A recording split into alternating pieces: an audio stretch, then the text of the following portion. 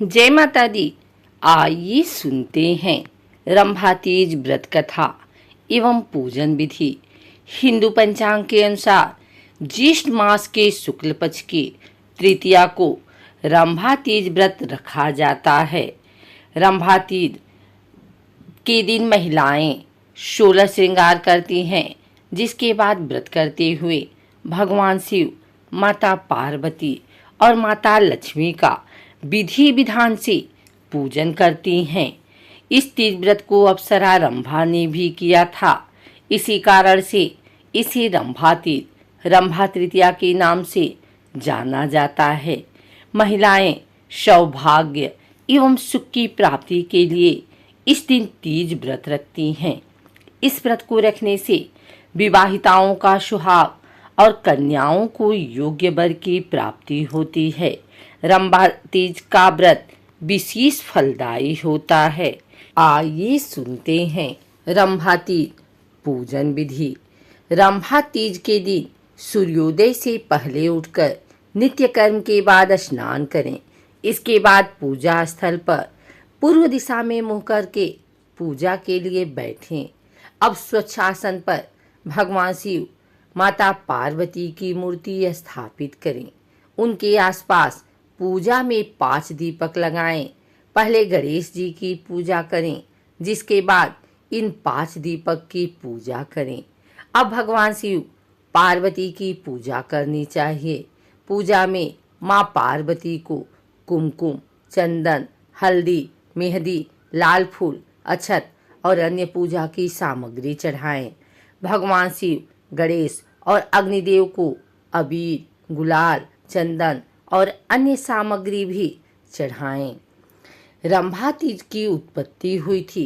अमृत मंथन में निकले 14 रत्नों में रंभा का आगमन समुद्र मंथन से होने के कारण यह अत्यंत ही पूजनीय है। समस्त लोकों में इनका बखान होता है।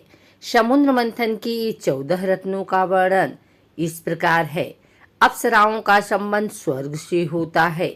अप्सराओं के पास दिव्य शक्तियां होती हैं, जिनसे यह किसी को भी सम्मोहित कर सकती हैं।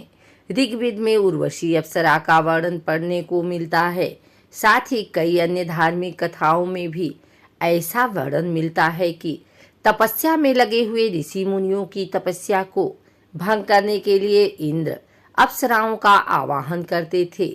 अप्सराओं में रंभा, उर्वशी, तिलोत्तमा, मेनका आदि के नाम सुनने को मिलते हैं। आइए सुनते हैं रंभा तीज की यह कथा।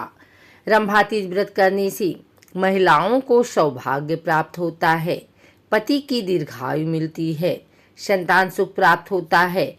इस दिन व्रत रखने और दान करने से सभी प्रकार की मनोकामना पूर्ण होती है। रंभा तीज करने वाली महिलाएं सदा निरोगी रहती हैं। उनकी उम्र और सुंदरता दोनों बढ़ती है। जिस घर में ये व्रत किया जाता है, वहाँ हमेशा समृद्धि और शांति का वास होता है। पौराणिक शास्त्रों के अनुसार रंभा एक अप्सरा हैं, जिनकी उत्पत्ति समुद्र मंथन से हुई थी। रंभा का सौंदर्य का प्रतीक माना जाता है। इसी के चलते सुंदर यौवन की प्राप्ति के लिए भी यह व्रत किया जाता है। रंभा तीज के उपलक्ष्य पर सुहागन स्त्रियां मुख्य रूप से इस दिन अपने पति की लंबी आयु के लिए और अविवाहित कन्याएं सुयोग्य वर की प्राप्ति के लिए इस व्रत को करती हैं। रंभा को श्री लक्ष्मी का रूप माना गया है और साथ ही शक्ति का स्वरूप भी। ऐसे में इस दिन रंभा का पूजन करके भक्त को यह सभी कुछ प्राप्त होता है। रंभा तृतीया पर कथा इस प्रकार है कि प्राचीन समय में एक ब्राह्मण दंपत्ति सुखपूर्वक जीवन यापन कर रहे थे।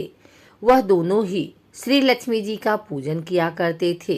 पर एक दिन ब्राह्मण को किसी कारण से नगर से बाहर जाना पड़ा। वह अपनी स्त्री को समझाकर अपने कार्य के लिए नगर से बाहर निकल गए। इधर ब्राह्मणी बहुत दुखी रहने लगी। पति के बहुत दिनों तक नहीं लौटाने के कारण वह बहुत शोक और निराशा में घिर गए। एक रात उसे स्वप्न आया कि उसके पति की दुर्घटना हो गई है। वह स्वप्न से जागकर विलाप करने लगी।